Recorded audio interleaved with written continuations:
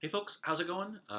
It's week 14 and we are getting ready to wrap up this semester. It's right on the horizon. I'm sure that many of you can see it and many of you can feel it.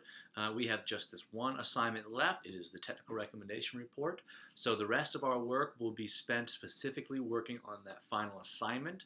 So first of all, don't freak out. Nobody freak out. There's still plenty of time to get this assignment done. And the rest of our work, as I said, will be dedicated to that assignment. Okay? So that means the rest comments and feedback will be dedicated towards getting you to the end of this semester and the end of this assignment successfully. Okay, so if you haven't yet, please read through the assignment sheet for this final technical recommendation report, so you have a good sense of where we're at and what I expect of you for this assignment. Okay, so I'm going to spend some time today talking about some of the features of the technical recommendation report.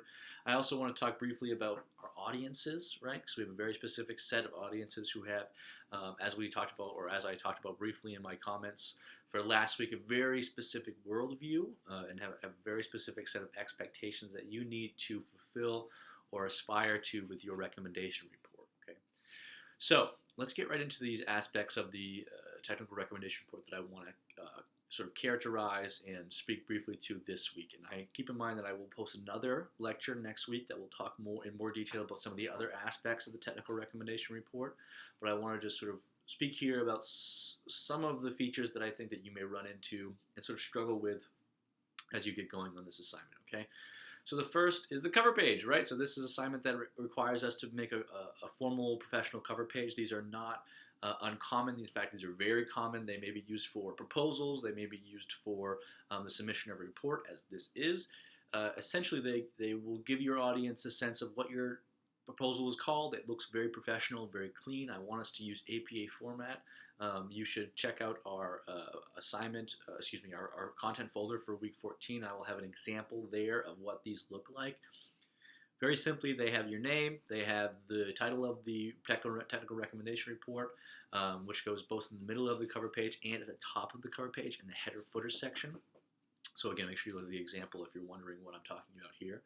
They will identify who you are, your name, of course, my name, the name of the course, and the date on which you submit this final draft or preliminary draft if you're just thinking about the first version of this. After that cover page, I want you to have a table of contents. This table of contents will tell me exactly what is included in your technical recommendation report. Again, this is a very formal and pretty common aspect of a report like this, so I want you to have one, okay, so you get a sense of what they look like and how to draft one. They're very simple, very straightforward. Now, finally, the aspect I want to talk about today is called, in most detail, is called the executive summary, okay?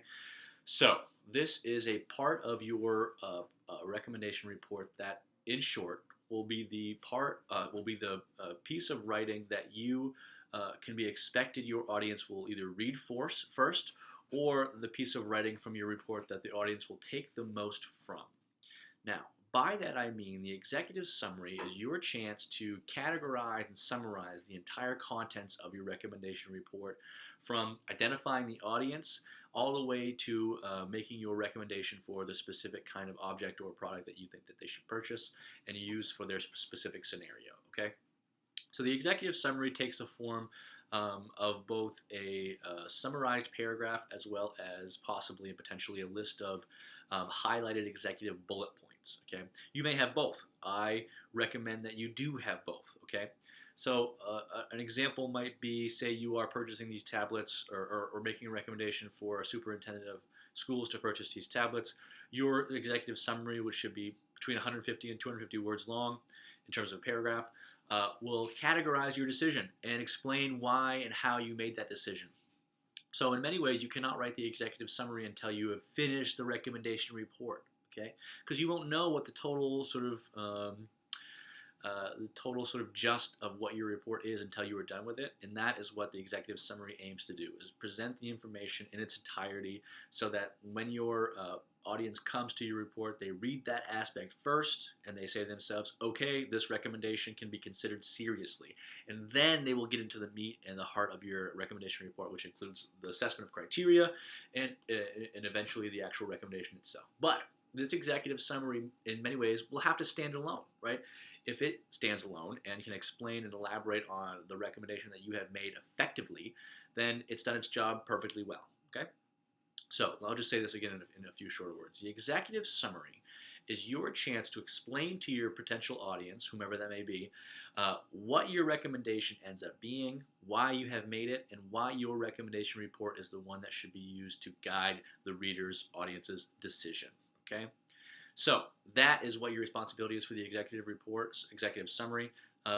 Component of this technical recommendation report, and I will reiterate this again that it cannot be written until it's totally drafted and then you have a great clear sense of what your overall recommendation may be.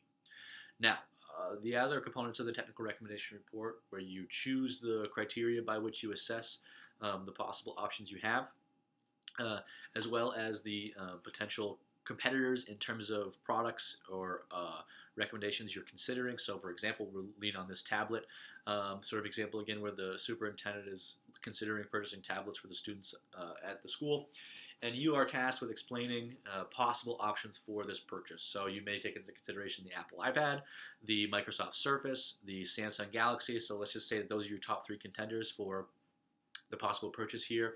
And so you will have to choose what criteria you will assess these by, okay? So you'll of course want to take in mind who your audience is and what they have as expectations. Remember last week I talked briefly about worldview. So the superintendent has a very specific worldview that has a very specific set of expectations for this decision, okay? So your assessment criteria should be based on those expectations. So if you know that your superintendent is extremely interested in student safety, then you should address that directly in your recommendation report.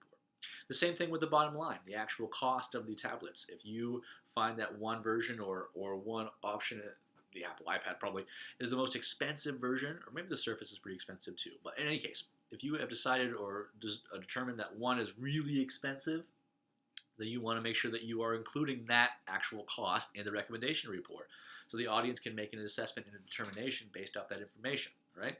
So that being said, let's think a little bit harder about this matter of audience, okay?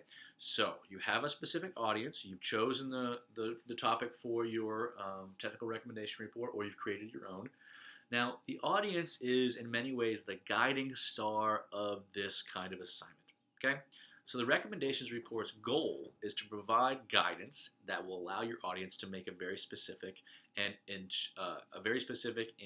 enlightened or educated decision based off the information you have provided to them. Okay, so as we've been talking about over and over again, the example of the superintendent. This superintendent has a very specific worldview. The same goes for any other audience for the possible topics I've provided for you. You know, the situation of the welder and the individual who is managing the books for them. They have a very specific sense of what this kind of recommendation should do, right? That they are very interested in the financial components of this recommendation, and that you should emphasize those yourself, right? So think of your audience as your North Star, your guiding star that is meant to help you make decisions about what you will include, your assessment criteria, how you will frame your executive summary. So you want to target it towards the audience that is it's intended for, so they get the most out of it. Okay. So as you are thinking about that, keep your audience right in the forefront of your writing. What does your audience expect from this recommendation report? What do they need from it? Okay, and that should be the way in which you guide your own decision making for what to include in this recommendation report. Okay, so make sure you get to work on these bad boys. They are the first draft is due this Sunday, okay, and the final draft will be due on the last day of class, which is May 11th, a Saturday, okay. So you have until then to draft this fully, and I am posting grades on Blackboard. Hopefully by the end of today, you have a good sense of where you stand in this course, and so you do have an opportunity to revise whatever you'd like, okay. So that's a kind of rare opportunity, I think. You may not always get this chance, but in the case of writing, it is a very important aspect of writing and of this course, right? That you have that opportunity to revise, to revisit your writing, and to say, okay, I can make this better by polishing this certain part of it or responding to the feedback that I've given you. So when you go back and see your grade, if you are disappointed with it, you may revise it. I do ask that you email me the updated version so that I don't get it mixed up with Blackboard. Other than that, let me know of any questions or concerns, and I will talk with you folks next week. Good luck. Bye.